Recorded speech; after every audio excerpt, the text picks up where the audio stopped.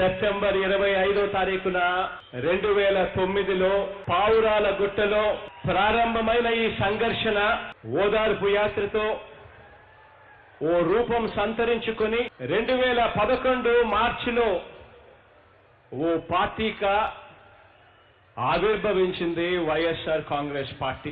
పుట్టిన ఈ పార్టీ కోసం, నాన్నగారి ఆశయాల సాధన కోసం, మనందరి ఆత్మాభిమానం కోసం అవమానాల్ని సహించి, కష్టాలను భరించి, నన్ను అమితంగా ప్రేమించి ఈ ప్రయాణంలో నాతో నిలబడి నాకు వెన్నుదన్నుగా ఉన్న ప్రతి ఒక్క అన్నకు,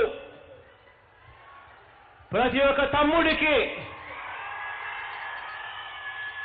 ప్రతి ఒక్క అక్కకు, ప్రతి ఒక్క చెల్లెమ్మకి, ప్రతి అవ్వకి, ప్రతి తాతకు కూడా, ప్రతి ఒక్క కార్యకర్తకు, ప్రతి అభిమానికి మన జెండా తమ గుండెగా మార్చుకున్న వైఎస్ఆర్ కాంగ్రెస్ పార్టీ యోధులకు, కోట్ల మంది మనసున్న మనుషులకు మీ జగన్ ప్రేమపూర్వకంగా, హృదయపూర్వకంగా, కృతజ్ఞతాపూర్వకంగా మీ వాడిగా, మీ ఆప్తుడిగా, మీ కుటుంబ సభ్యుడిగా సెల్యూట్ చేస్తా ఉన్నాడు ఈరోజు.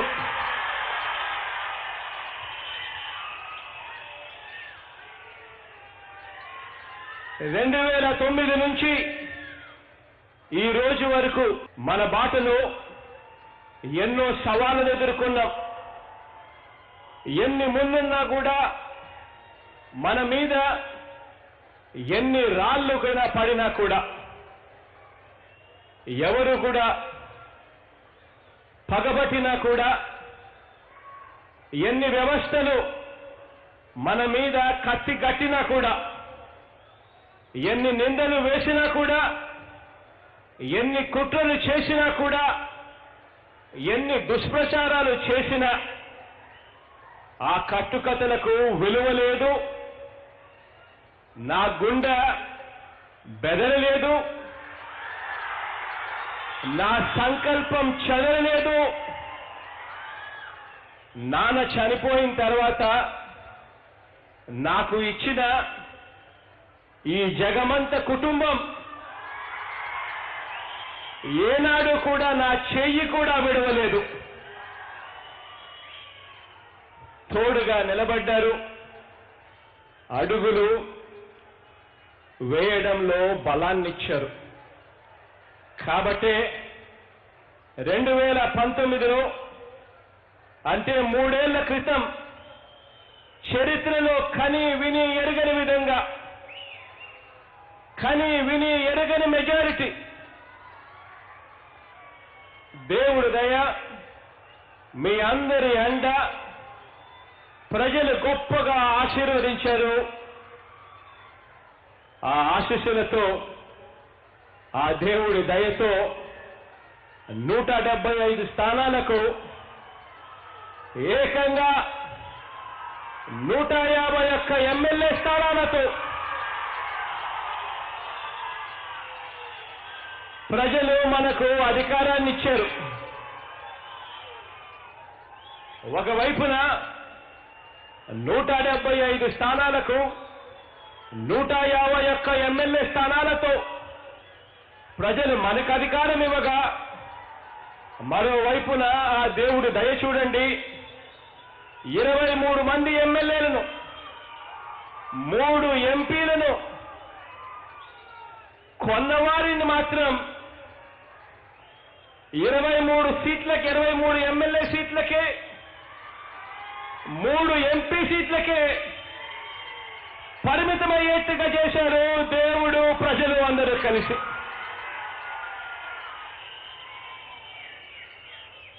అధికారం అంటే అహంకారం కాదు. అధికారం అంటే ప్రజల మీద మమకారం అని నిరూపిస్తూ ప్రతిపక్షంలో ఉన్న అధికారం వచ్చిన తర్వాత ఈ 3 సంవత్సరాల్లో అయినా ప్రజల కోసమే బతికాం, పేదల కోసమే బతికాం, సామాన్యుల కోసమే బతికాం, అన్ని ప్రాంతాల కోసమే బతికాం, అన్ని వర్గాల కోసమే బతికాం, అనుబంధాల కోసమే బ్రతికాం. చెప్పిన మాట నిలబెట్టుకునేందుకే ప్రతి క్షణం తప్పిస్తూ బ్రతికాం. మేనిఫెస్టోను రిలీజ్ చేసే దాన్ని ఒక్కసారి గతాన్ని గుర్తుకు తెచ్చుకుంటే, గతంలో మేనిఫెస్టోలు అన్నది రిలీజ్ చేసేటప్పుడు ఎన్నికలప్పుడు చేస్తారు, ఆ తర్వాత వాటిని చెత్తబుట్టకే పరిమితం చేసిన చరిత్ర ఈ రాష్ట్రంలో చాలా చూశాం. అటువంటి పరిస్థితి నుంచి మేనిఫెస్టోను ఒక భగవద్గీతగా, మేనిఫెస్టోను ఒక ఖురాన్గా, మేనిఫెస్టోను ఒక బైబిల్గా భావించి పరిపాలన సాగించాం ఈ 3 సంవత్సరాల కాలంలో. కాబట్టి తన మేనిఫెస్టోను చూపించడానికి తానే భయపడిన ఆ పార్టీ, ఆ టీడీపీ, తన మేనిఫెస్టోను ఎవరికీ కూడా దొరకకుండా గతంలో మాయం చేసిన ఆ పార్టీ తన వాగ్దానాలన్నీ కూడా ఎక్కడ ప్రజలు నిలదీస్తారేమో అని యూట్యూబ్ నుంచి, వారి వెబ్సైట్ నుంచి కూడా సైతం తీసేసిన ఆ పార్టీ, ఆ టీడీపీ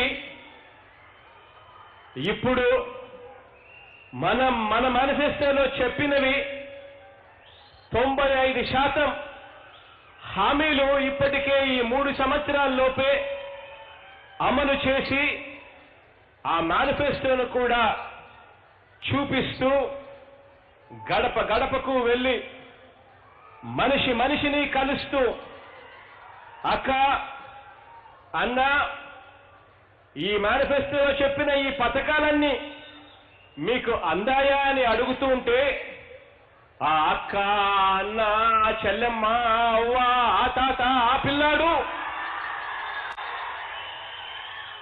ఆనందంగా చిరునవ్వుతో అవును అందాయి అని ఆశీర్వదిస్తా ఉంటే, ఇప్పుడు